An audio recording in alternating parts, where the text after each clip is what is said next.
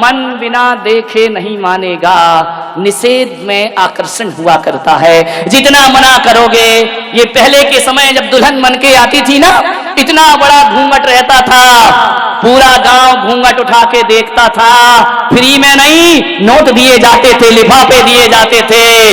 और जिस दिन से घूंघट हटा है ना, कोई इन्हें देखने को तैयार नहीं हुआ करता है। ध्यान, घूंघट में आकर्षण था, बड़ा अट्रैक्शन था, पूरा गांव देखता था। अब काय का घूंघट, काय का घूंघट, विचार करिए। अब तो ससुर जी को शर्म लगे तो वही रुमाल डाल रहे हैं। ध्यान रखें, घूंघट खत्म हो गया, इसलिए तो झगड़े ज्यादा हो गए। पहले दिन दिन भर पत्नी का मुंह देखने नहीं मिलता था, इसलिए शाम को बड़ा प्यार आता था। अब तो दिन भर ही शकल देख देख के हैरान हो गए।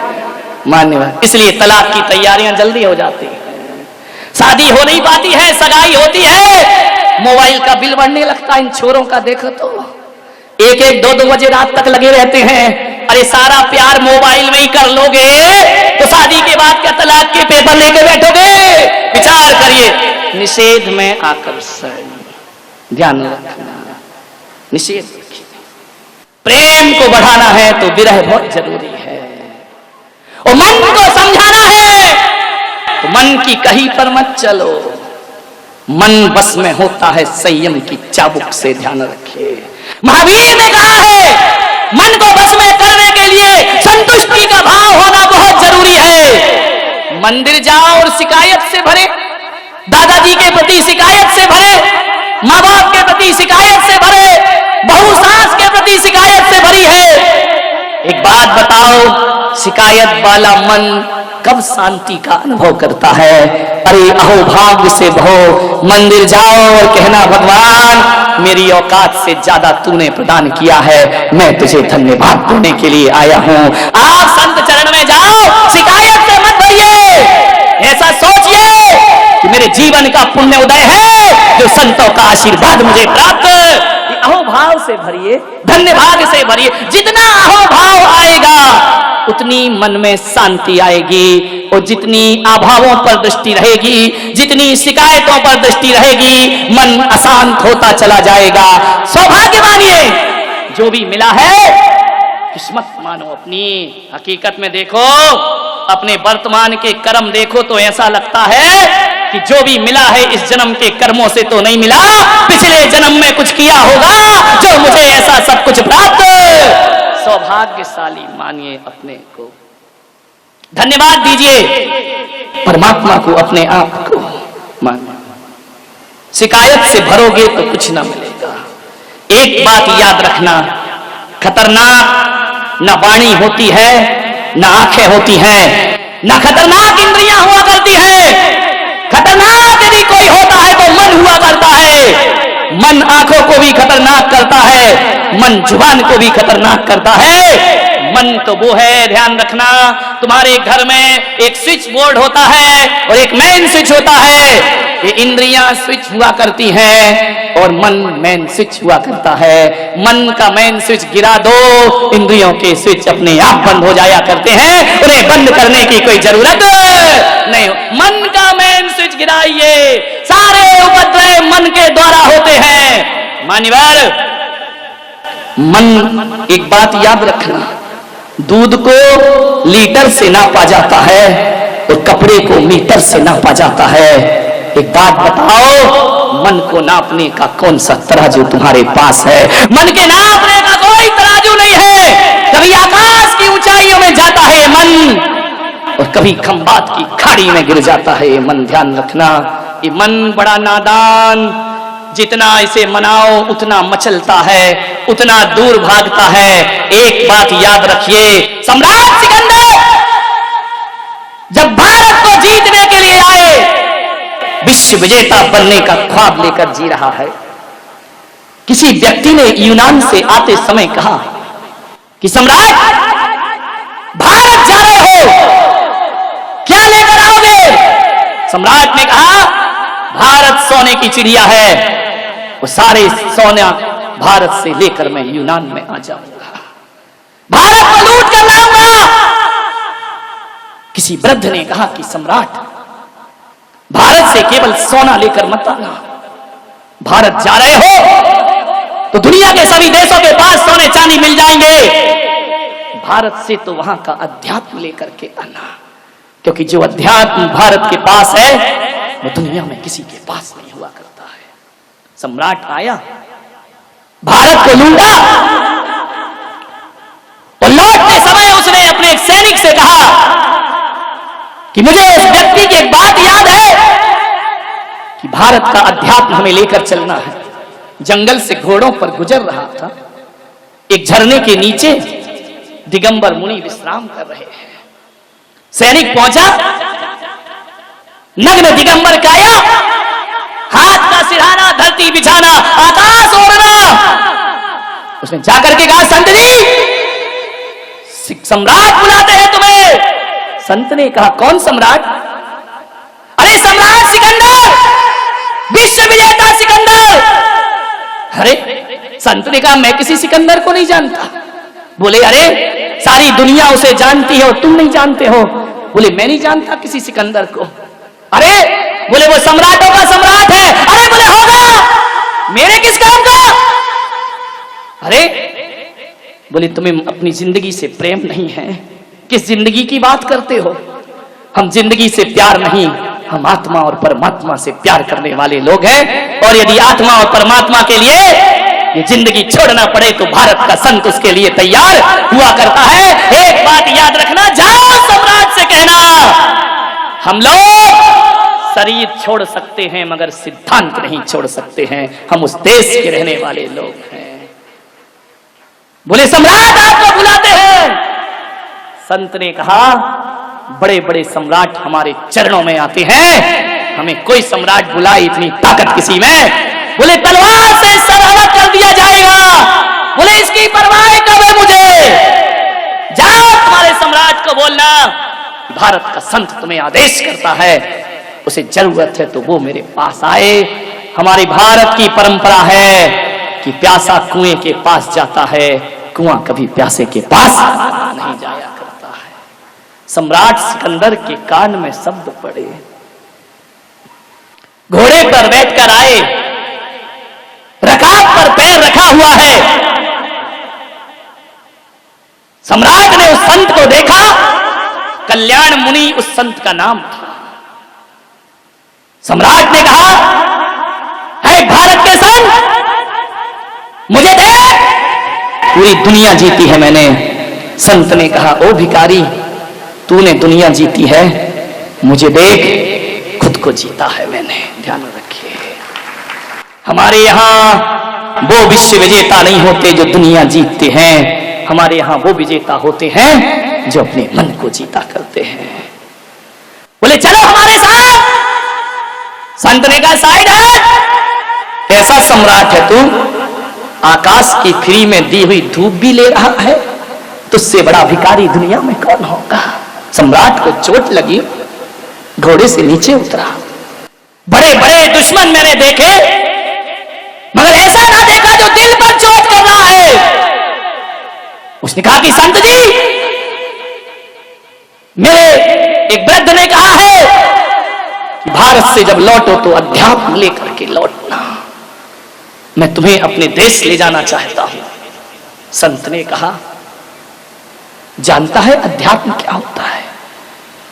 जरा एक बात बता सिकंदर, ये जो सारी दुनिया में लूट खसोट कर रहा है तू, ये सारी दुनिया को जो जीत रहा है, बोल इसके बाद तू क्या करेगा? बोले, मैं पूरे विश्व को जीत लूंगा। सम्राट, जरा ये बता तू करेगा क्या उसके बाद?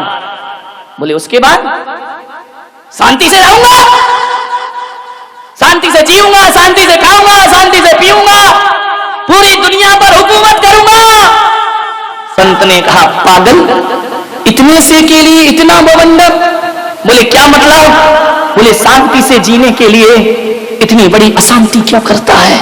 बोले, समझ नहीं पाया मैं। बोले, पागल, शांति के लिए दुनिया नहीं जीती जाती, शांति के लिए तो खुद को जीता जाता है, मन को जीता जाता है। अरे सारी दुनिया जीत कर भी तू शांति नहीं पा सकेगा। आ मेरे पास बैठ, तो सारी दुनिया को ठुकरा के आत्मा की शांति को प्राप्त कर। एक बात याद रखना ग्वालियर वालों, तुम सोचते हो कि एक मकान बन जाएगा तो शांति मिलेगी, बीबी आएगी तो शांति मिलेगी, बच्चे होंगे तो शांति मिलेगी, दौलत कमाऊंगा तो शांति मिलेगी। सब कुछ तो करके देख लिया, मरते दम तक भी शांति ना मिली। मंदिर की शांति धाराओं ने भी शांति ना दी, शांति विधान ने भी अशांत ही बना करके रखा।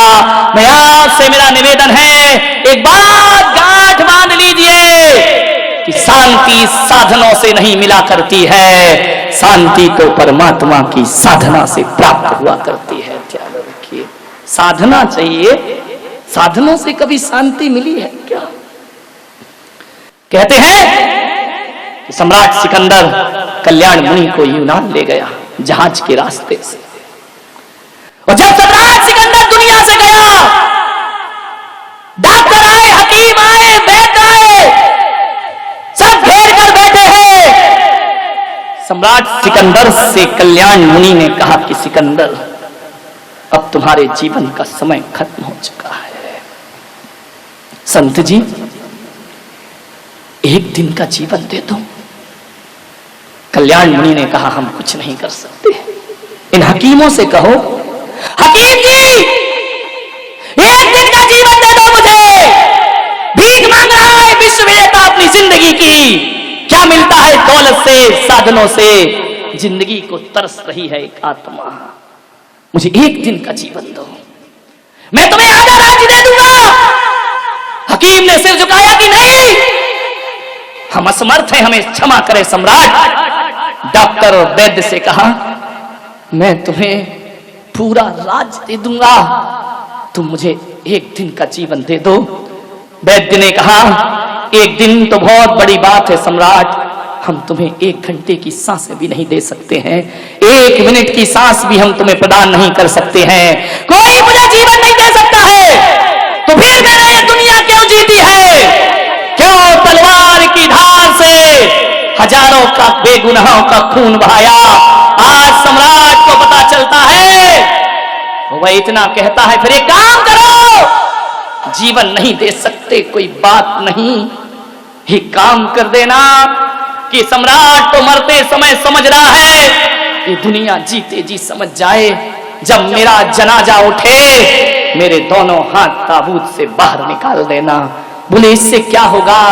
बोले ताकि ये दुनिया समझ ले, जान ले कि आया था जब सिकंदर हौसले तो वाली थे, और जब गया था दुनिया से दोनों हाथ खाली थे। किस लिए जीवन आसान थे हमारा?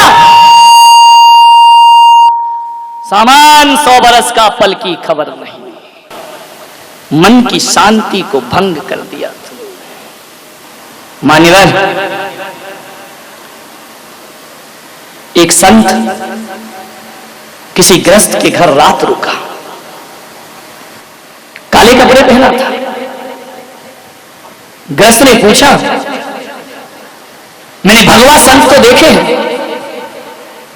पीतांबर संत देखे हैं, श्वेत वस्त्र वाले संत देखे हैं, निर्वस्त्र संत देखे हैं, तू कैसा काले कपड़े पहन करके घूम रहा है?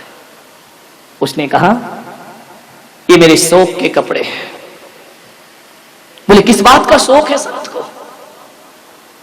बोले मेरे क्रोध मान माया का अंत हो गया है, उसका मातम मनाते घूम रहा हूं मैं। बोले क्रोध मान माया का अंत हो गया?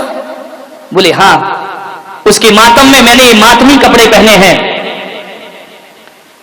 तो गृहस्थ ने कहा अपने नौकर को, इस संत को धक्के मारो और बाहर निकाल दो, इसे अपमानित करके बाहर करिए। नौकर ने धक्के मारे, बाहर निकाला गया। संत ने कहा वापिस आ जाओ, गृहस्थ ने कहा वापिस आओ, फिर लौट कर आ गया। जैसे ही आया, नौकर से कहा फिर धक्के मारो। कहते हैं 10 बार धक्के मारे, 10 बार बुलाया, संत फिर आया, फिर गया, फिर आया, फिर गया। सदग्रस्त ने कहा कि अब मैं कह सकता हूं कि तेरे क्रोध मान माया का अंत हो चुका है, तू महान संत है। मालूम है उसने क्या कहा? तूने 10 बार बुलाया, अंदर बुलाया, बाहर भेजा और मैं आ गया, मुझे गुस्सा नहीं आया, ये मैंने क्रोध जीता है। और तू कह रहा है महान संत है, तो मैं कोई महान संत नहीं हूं। अरे एक कुत्ते को भी 10 बार मारो और रोटी दिखाओ तो फिर जाता है, फिर लौट करके आ जाता है, फिर जाता है, फिर लौट करके आ जाता है। अरे मैं बार बार आ गया तो कोई बड़ा काम नहीं किया, ये काम तो एक कुत्ता भी अपने जीवन में कर लिया करता है। इसमें कौन सा बड़ा काम कर दिया, इसमें कौन सा महान जीवन हो गया मेरा। मान्यवर, कुत्ते को दुत्कारो तो भागता है और कुत्ते को पुचकारो तो पास में आ जा। ऐसे ही मेरा जीवन है। तुमने धक्के मारे तो मैं चला गया और तुमने प्यार से बुलाया तो मैं लौट करके वापिस। ये होती है जीवन की शांति। मानिवर, संत तुकाराम की पत्नी बड़ी झगड़ालू, इतनी झगड़ालू कि जब वो खाने को बैठे तो थाली फेंक दे उनके ऊपर। तुकाराम कुछ नहीं, चुपचाप शांति से भोजन करते जाएं, करते जाएं। एक दिन इतनी गुस्से में आई कि ठंडी के दिनों में उस पत्नी ने मटके का ठंडा पानी तुकाराम की सिर से डाल दिया।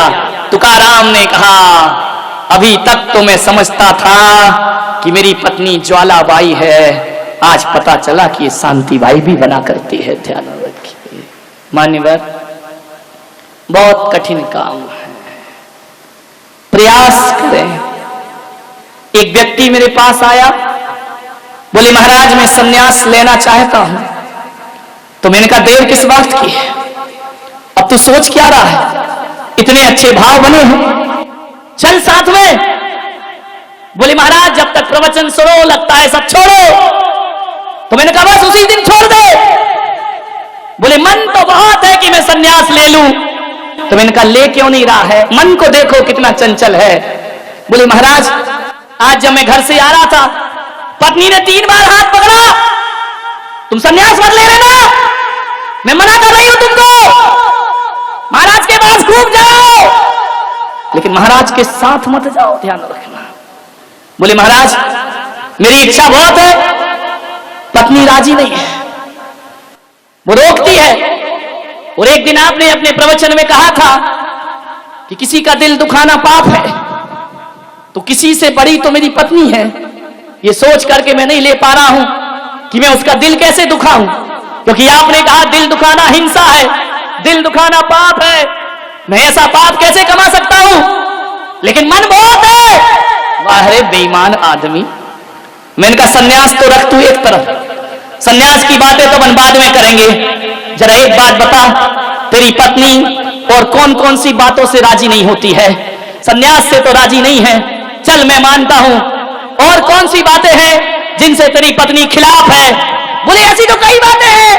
मैंने कहा फिर भी, बोले वो कहती है सिगरेट मत पियो, वो कहती है फिल्म देखने मत जाओ, वो कहती है दिन भर किताबें मत पढ़ो, वो कहती है यार दोस्तों के साथ ज्यादा देर रात तक वापिस ना लौटो। तो मैंने कहा बोल तेरी सिगरेट छूट गई?